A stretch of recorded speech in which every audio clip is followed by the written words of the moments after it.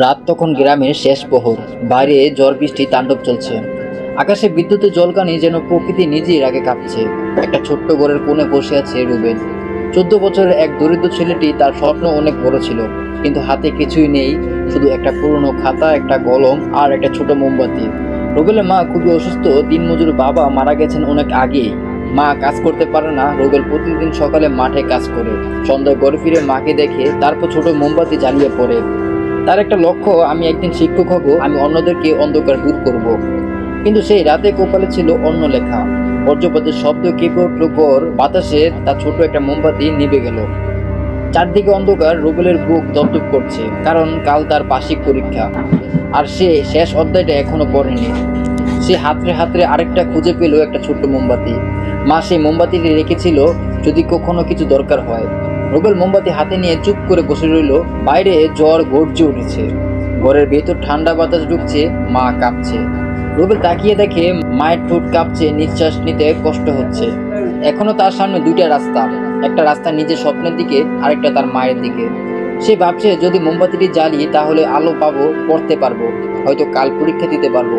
কিন্তু মোমবাতিটা কমে গেলে আলো নিভে যাবে, মা আবারও ঠান্ডায় কাঁপবে। সে আবার ভাবে, যদি যদি মাকে উষ্ণতা দিতে মোমবাতি জ্বালি, তবে আমি হয়তো পড়া শেষ করতে পারবো না। আর যদি না জ্বালি, তাহলে মা হয়তো রাতে ঠান্ডায় কষ্ট পাবে। দুদিকে হার মোমবাতিটার দিকে তাকিয়ে সে বলে, তুই কি জানিস, তুই এখন আমার স্বপ্ন আর আমার মায়ের জীবন দুটোই। মোমবাতি চুপ করে আছে, যেন উত্তর দিচ্ছে না। রুবেল তখন একটা কাজ করলো, সে মোমবাতিটা জ্বালালো, কিন্তু নিজের খাতার পাশে নয়, মায়ের পাশে রেখে দিল। তারপর মায়ের খাতা ঠিক করে দিল। নিঃশব্দে খাতাটা খুলে বসে পড়ল অন্ধকারে। আলো খুব কম, তবুও সে পড়ছে। অক্ষরগুলো প্রায় অদৃশ্য, কিন্তু সে মুখস্থ করে নিচ্ছে মনের ভেতর। সময় পার হতে থাকে, মোমবাতি ধীরে ধীরে গলে যায়। রুবেল লেখে শেষ লাইনটা, যে ভালোবাসা দিয়ে আলোকিত করে, সে নিজের অন্ধকারও থেকেও জয়ী হয়। সকালে গ্রাম জেগে উঠে, ঝড় থেমে গেছে, সূর্যের আলো জানালা দিয়ে ঢুকছে। মা শান্তভাবে ঘুমাচ্ছে, মুখে হালকা হাসি। রুবেল খাতার পাশে ঘুমিয়ে পড়েছে, মায়ের হাত তার মাথায় রাখা, আর পাশে নিভে যাওয়া শেষ মোমবাতি। সেই দিনে স্কুল পরীক্ষা, শিক্ষকরা অবাক হলেন। রুবেল না খেয়ে না ঘুমিয়ে এত ভালো লিখেছেন কেমন করে? রুবেল শুধু হেসে বলল, স্যার, আলো কখনো শুধু চোখে হয় না, মনেও চলে। কখনো কখনো জীবনের সবচেয়ে বড় শক্তি আসে ত্যাগ থেকে।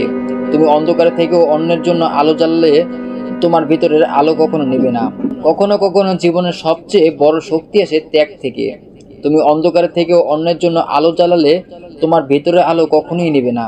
যদি তোমার সামনে এমন মুহূর্ত আসে, তোমার স্বপ্ন আর তোমার প্রিয়জনের জীবন, একটা বেছে নিতে হলে তুমি কাকে বেছে নেবে, আলো নাকি ভালোবাসা?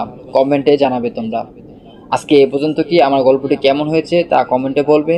সবাই ভালো থাকবে। আসসালামু আলাইকুম। চ্যানেলটি সাবস্ক্রাইব করে পাশে থাকবে। আসসালামু আলাইকুম। আল্লাহ হাফেজ।